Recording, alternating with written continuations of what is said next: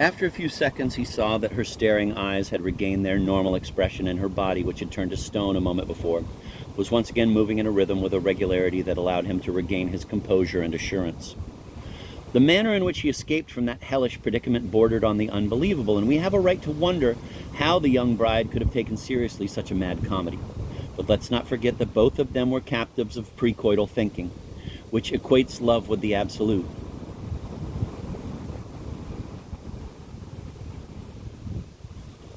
What sort of criterion is there for love in the virginal phase? Only quantitative. Love is a great, great, great feeling. False love is a small feeling. True love, die wahre Liebe, is a great feeling, but isn't every love small when seen from the viewpoint of the absolute? Of course. That's why love, in order to prove itself true, wishes to escape the sensible, wishes to reject moderation, doesn't wish to seem probable, longs to change into the délires actifs de la passion. Let's not forget Eluard. In other words, wishes to be mad. Thus, the improbability of an exaggerated gesture can only be an advantage. To an outside observer, the way that Rubens got out of trouble seems neither elegant nor convincing. But in the situation, it was his only means of avoiding catastrophe, acting like a madman. Rubens summoned the mad absolute of love, and it succeeded.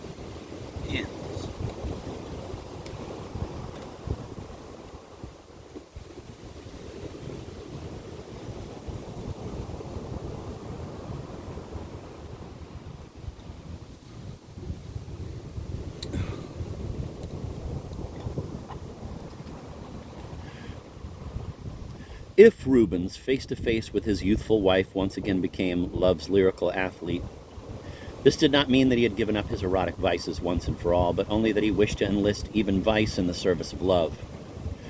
He imagined that in monogamous ecstasy he would experience more with one woman than with 100 others. There was just one question he had to solve. What tempo should sensuous adventure follow when going along the path of love? Because love's path was supposed to be long as possible, perhaps even endless. He adopted a new principle, to slow down time and not to hurry. Suppose he imagined his sexual future with his beautiful bride as the ascent of a high mountain. If he were to reach the peak the very first day, what would he do then? He therefore had to plan his climb in such a way that it would fill his entire life. For this reason, he made love to his young wife passionately and with physical zest, but using methods that were, so to speak, classical, free from the lasciviousness that attracted him to her more than to any other woman, and that he postponed for future years. And then, suddenly, something unexpected happened. They stopped understanding each other. They got on each other's nerves. They began to struggle over power in domestic affairs. She claimed she needed more elbow room for her own life. He was upset that she refused to cook eggs for him. And faster than either of them realized, they found themselves divorced. The great feeling on which he had wanted to build his entire life disappeared so quickly that he began to doubt whether he had ever felt it at all. This disappearance of feeling, sudden, quick, easy, seemed breathtaking, unbelievable. It fascinated him much more than his sudden infatuation had two years earlier.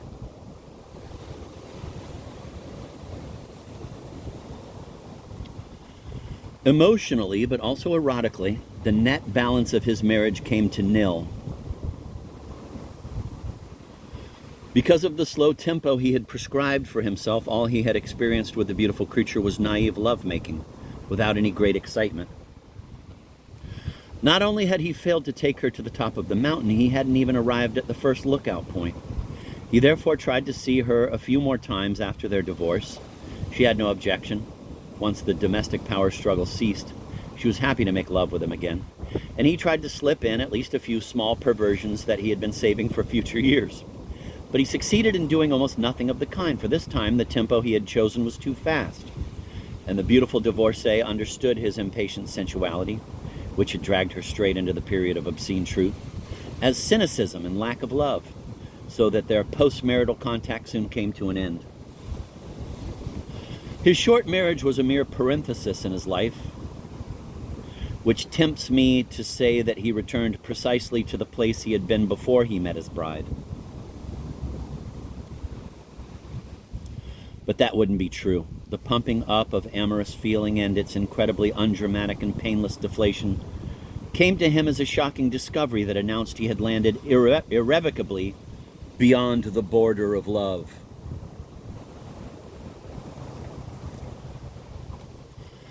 The great love that had dazzled him 2 years earlier made him forget painting.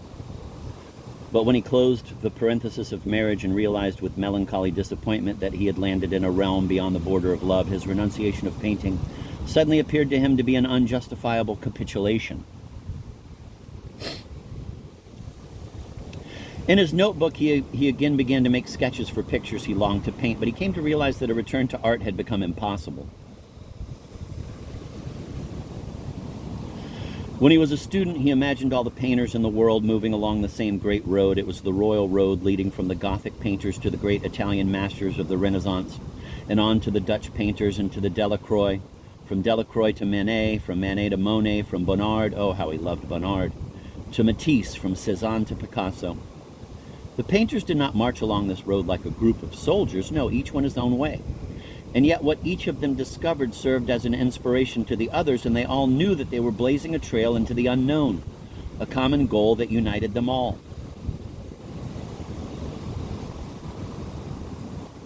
And then suddenly the road disappeared. It was like waking up from a beautiful dream. For a while we looked for the fading images until finally we realized that dreams cannot be called back. The road had disappeared, but it remained in the souls of painters in the form of an inextinguishable desire to go forward. But where is forward when there is no longer any road? In which direction is one to look for the lost forward?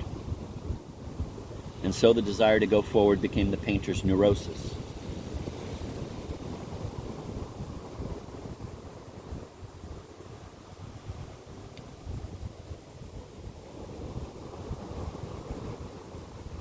Each set out in a different direction, and yet their tracks crisscrossed one another like a crowd milling around in the same city square. They wanted to differentiate themselves one from the other, while each of them kept discovering a different but already discovered discovery. Fortunately, people soon appeared, not artists, but businessmen and organizers of exhibitions with their agents and publicists.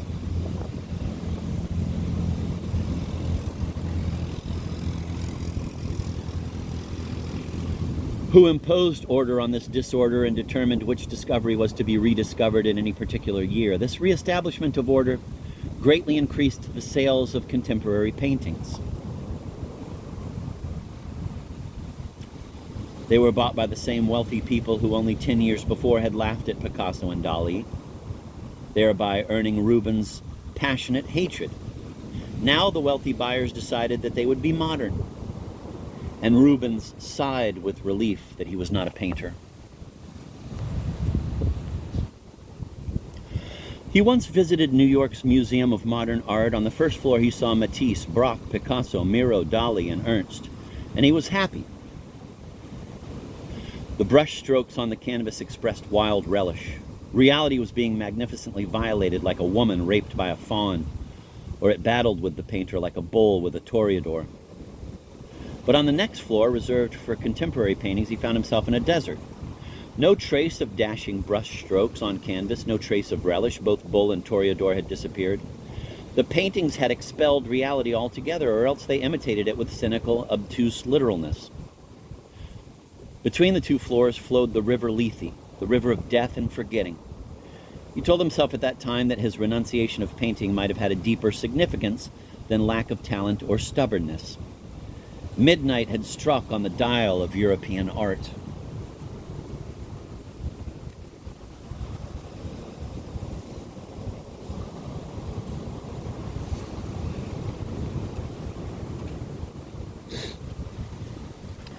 If an alchemist of genius were transplanted into the 19th century, what would his occupation be?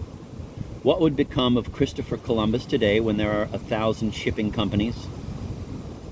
What would Shakespeare write when theater did not exist or had ceased to exist?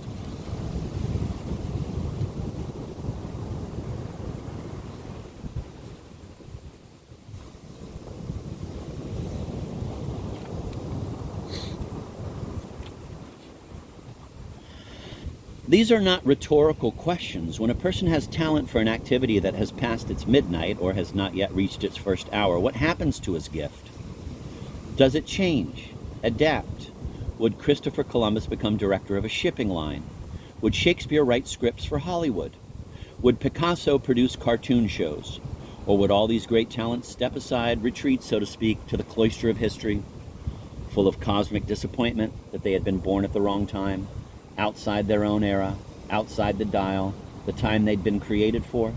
Would they abandon their untimely talents as Rimbaud abandoned poetry at the age of 19?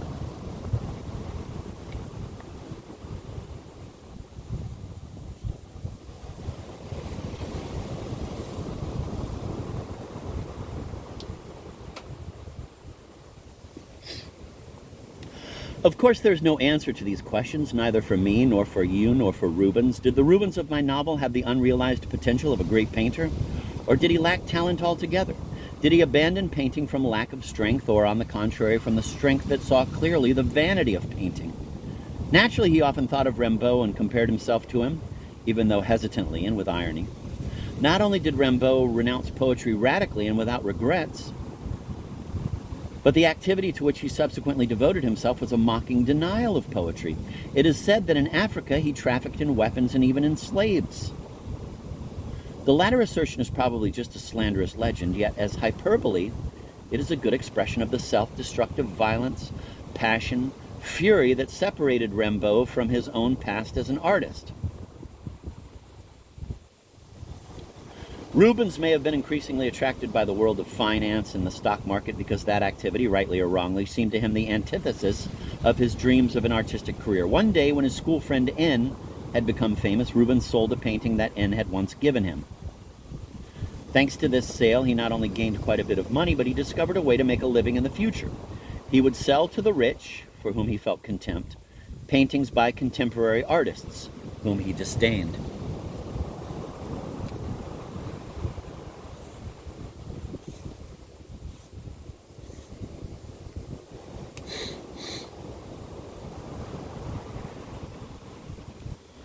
There are surely many people in the world who make a living through the sale of paintings and whom it never occurs in their wildest dreams to feel ashamed of their occupation. After all, weren't Velázquez, Vermeer, Rembrandt also dealers in pictures? Rubens, of course, knew that, but though he was capable of comparing himself to Rimbaud, a slave trader, he would never compare himself to the great painters who dealt in pictures. Not for an instant would he cease believing in his occupation's total uselessness. At first, this made him sad, and he blamed himself for his amorality. But then he told himself, what does it really mean to be useful? Today's world, just as it is, contains the sum of the utility of all people of all times, which implies the highest morality consists in being useless.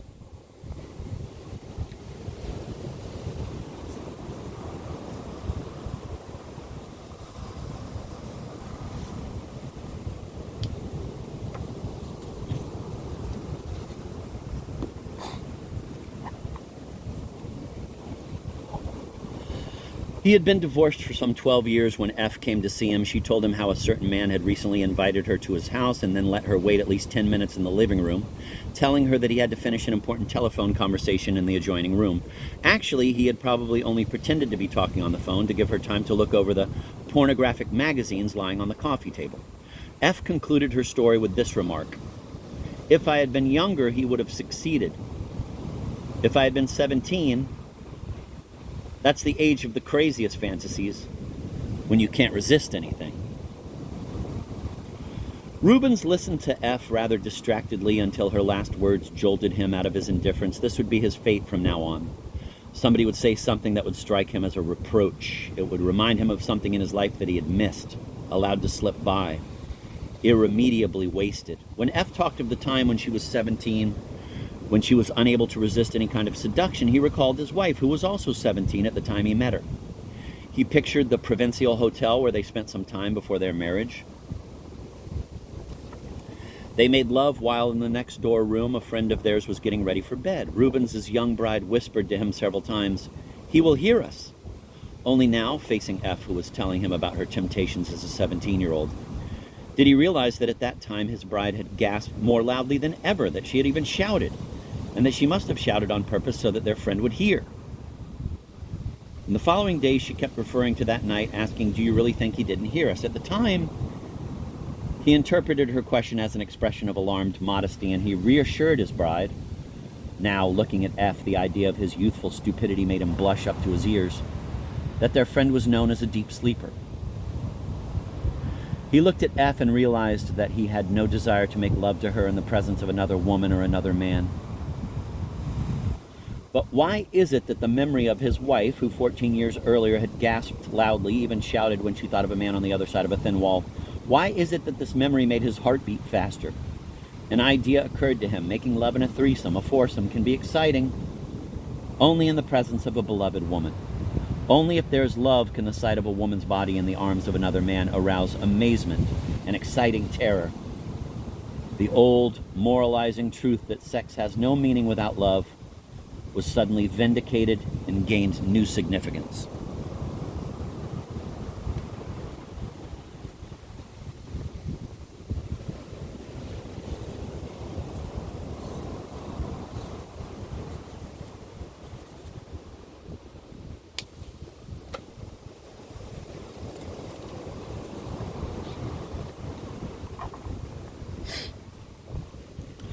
On the following day, he flew to Rome on a business trip. By 4 o'clock, he was free. He was filled with ineradicable sadness. He thought of his wife, and not only of her. All the women he had ever known filed past his eyes. And it seemed that he had missed them all, that he had experienced much less than he could have and should have. He wanted to shake this sadness, this dissatisfaction, and so he visited the picture gallery in the Barberini Palace. He went to picture galleries in every town he visited. Then set out for the Spanish Steps and climbed the broad staircase to the park of the Villa Borghese. Long rows of marble busts of famous Italians standing on pedestals lined the avenues of trees. Their faces, frozen in terminal grimaces, were exposed like resumes of their lives. Rubens was always sensitive to the comical aspects of monuments. He smiled. He remembered a childhood fairy tale. A sorcerer casts a spell over guests at a feast. They all remain frozen in time, with open mouths, faces distorted with food, their hands clutching half-gnawed bones.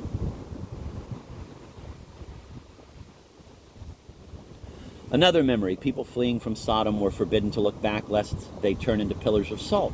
That biblical story clearly indicates that there is no greater horror, no greater punishment than turning a second into eternity, tearing someone out of the flow of time, stopping him in the midst of his natural motion.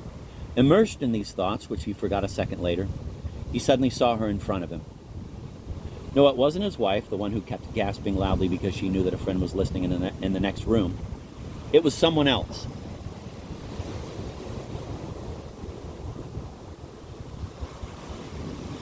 Everything was decided in a fraction of a second. He recognized her only at the moment when they were side by side and another step would part them irrevocably. He had to find within himself the decisiveness and speed to stop, turn. She immediately reacted to his movement, and address her. He felt as if it was for her he'd been longing all these years, as if he'd been searching for her all over the world. Some 100 yards away there was a cafe with tables under the trees and an incredibly blue sky. They sat down facing each other. She was wearing dark glasses. He took them between his fingers, carefully removed them from her face, and laid them on the table. She did not resist. He said, "Because of those glasses, I almost didn't recognize you." They sipped mineral water and couldn't take their eyes off each other. She was in Rome with her husband and had only an hour to spare. He knew that if it had been possible, they would have made love that very day, that very second. What was her name? What was her first name? He had forgotten, and it was impossible to ask her. He told her, and meant it quite sincerely, that all the time they hadn't seen each other, he had had the feeling that he was waiting for her. How could he admit at the same time that he didn't know her name? He said, "Do you know what we used to call you?" "No, I don't." "The lute player." "Lute player?" "Because you were as tender as a lute. It was I who thought up this nickname for you." Yes, he had thought it up, not years ago during their brief acquaintance, but now in the park of the Villa Borghese, because he needed to address her with a name, and because she seemed to him as elegant and tender as a lute.